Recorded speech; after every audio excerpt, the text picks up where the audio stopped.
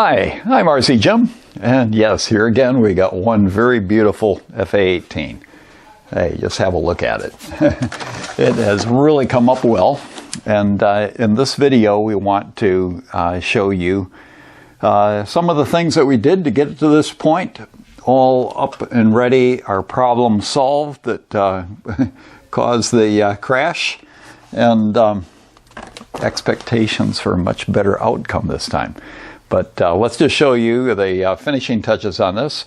Keep in mind there's a previous video that shows you the structural sort of putting the pieces together and stuff like that. And in this one we focus on the finishing of the aircraft and a lot of the stuff that we had to do underneath to get it ready to go. And then we'll also have a test run showing the thrust and all of that. So watch and enjoy. Well, our spray painting is complete, and yeah, here we go. Not quite perfect, but boy, it's nice. I put a couple of coats of paint on it and then saw that I still had some pretty big wrinkles and stuff, so I put more filler in.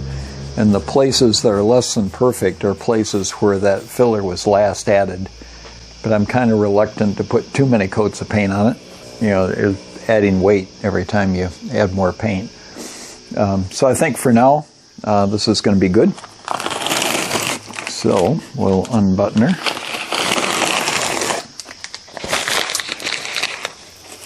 And we'll get the wings on, and then we'll do some thrust testing. By the way, with this paint, I just simply went to the local hardware store and took one of the wings and had them match the paint on the wing. And then got a sample pot. And I tell you, you know, they got it just right. And while the sample pot, you can only get the sort of sheen that comes with what they give you, which they call a low sheen. It's just about perfect, you know, just about exactly the same. You know, couldn't ask for anything better. So that is really, really good. I'm very pleased. Okay, getting our landing gear doors in place.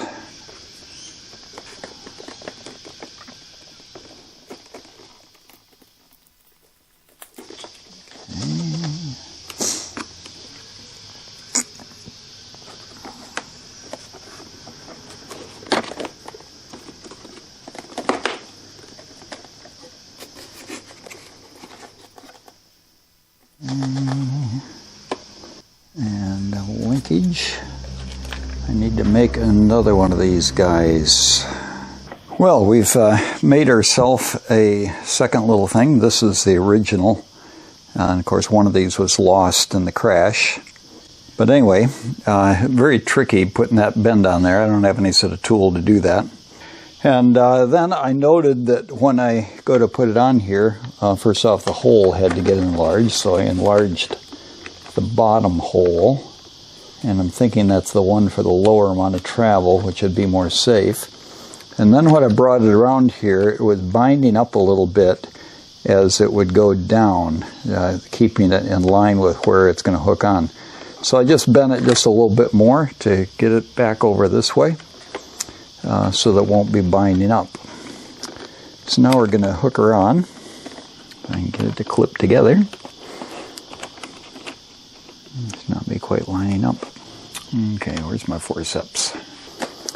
Okay, by using these, it allows me to push on it a little bit to get it down and then squeeze at the same time.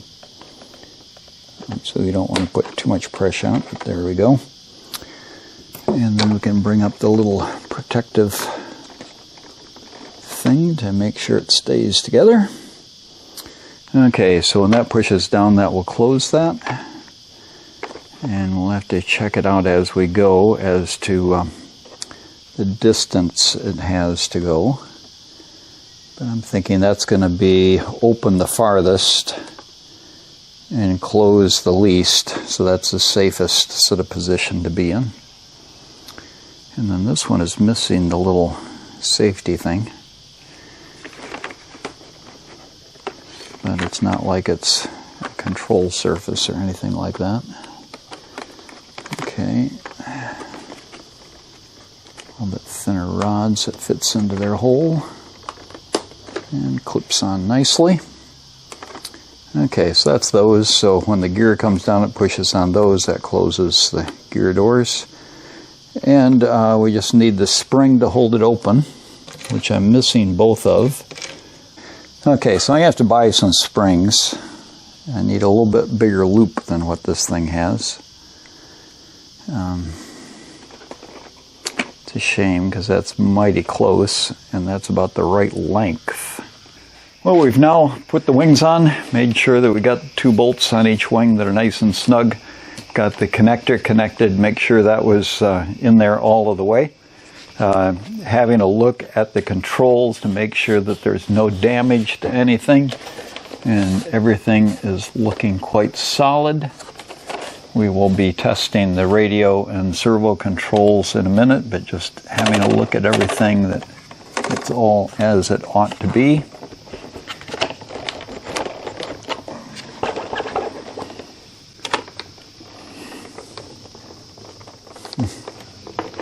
All right, nose wheel, what's with you?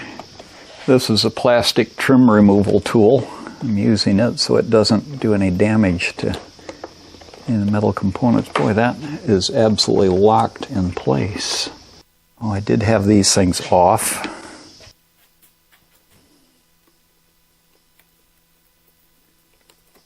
Yep.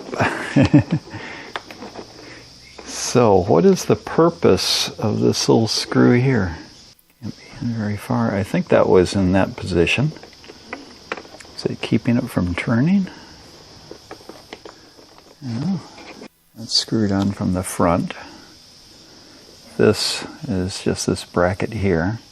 Maybe, this probably goes into the lower hole. And then the other one goes in the other hole. Yeah, that's not interfering. And let's see what happens if I put this in the lower hole. Again, I'm not quite sure what it does. That's the same issue. Okay, landing light, upper versus lower. Once I get the radio hooked up, we can obviously check. I just want to make sure that when this swings down, it's going to miss that stuff there. So that's about 60. 60, yeah, it'll miss. Let's have a look at the plans and see if it tells us anything.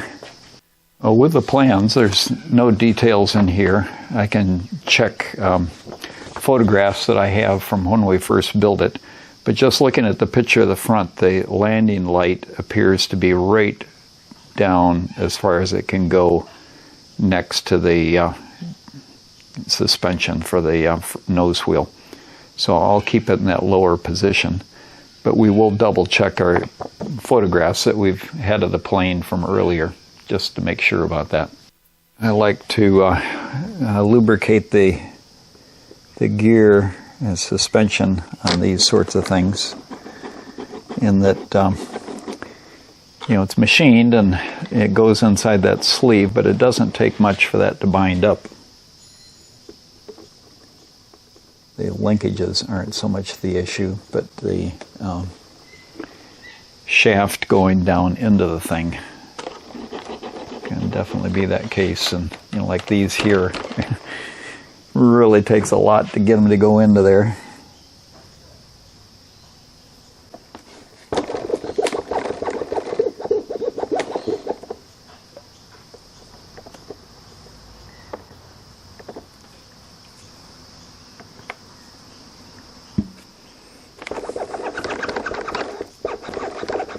Of course, in doing this, the plane is supported by the styrofoam along the entire spine of the aircraft. So you'd want to be careful if you had it on some sort of stand where it's just supported in just a couple of places. So, what was it that caused the crash of this beautiful plane?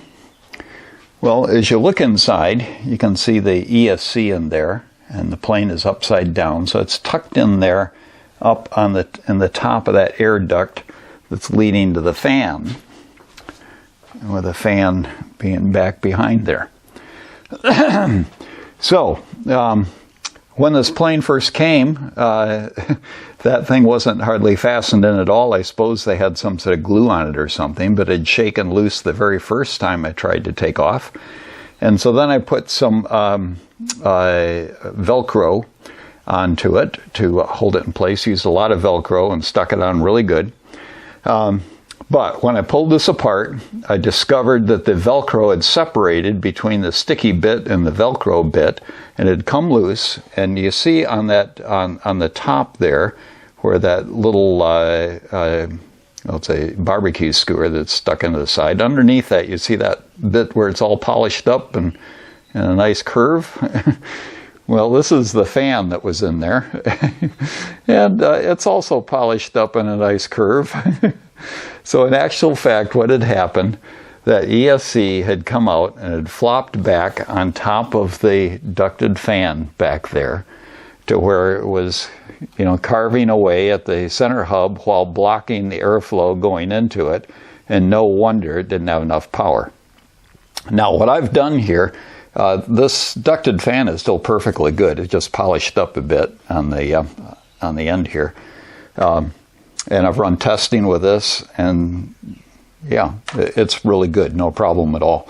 That in there is an FMS ducted fan.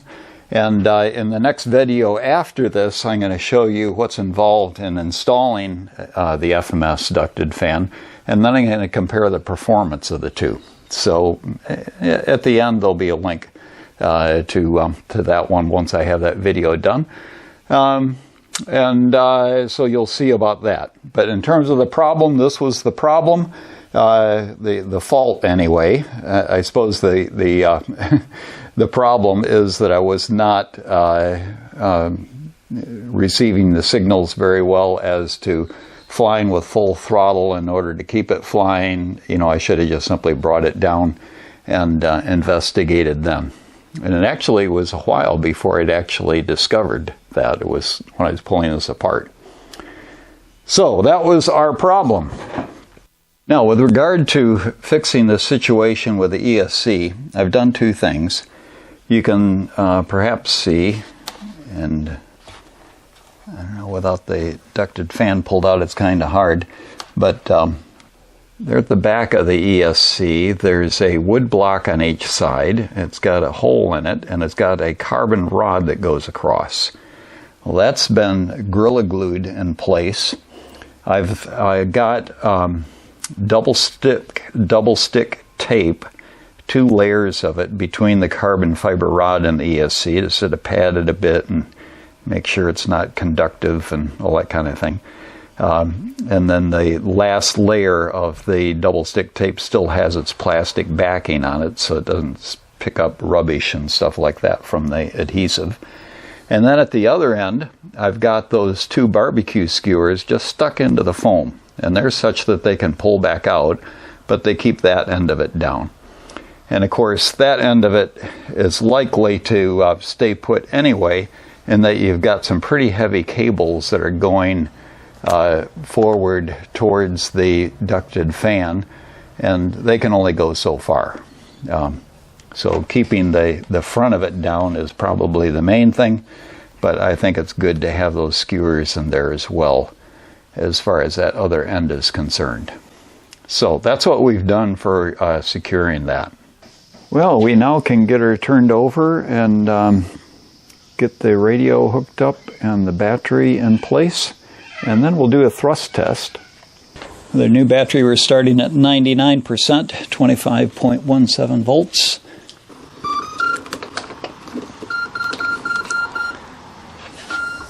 HRB, 25.16 volts, 99%, power on, armor throttle. Throttle active. 3.24 kilos, and it quickly went down to about 3.1. Just another.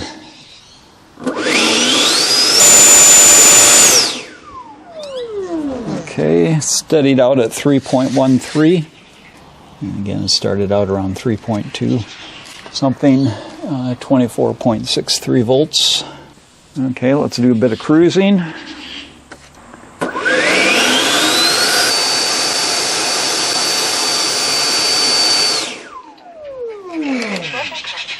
Okay, and we are, that is the full 3.5 minutes, by the way. Okay, we're up around 50%. Well, thank you for watching this video. It's always great to be able to have an outcome like this. And yeah, it keeps on going, you know, in spite of some of my blues and mistakes along the way. But nonetheless, we continue to learn and improve. And in the meantime, it's given us a lot of experience in putting together these things. Our next video will be a performance comparison of the FMS ducted fan. That's what I've got in it at the moment. And the Freewing ducted fan. Comparing the performance and also showing you what's involved in swapping the two. They're not identical. So there's a few things that you need to do and be aware of. But yeah, we'll show you that as well. So if you haven't subscribed, do so already. Click that little circle on the left. And that next video, when it becomes available, will be the link on the right. In the meantime, there'll be some other good things over there. Well, I'm RC Jim. You have a great day and enjoy your flying.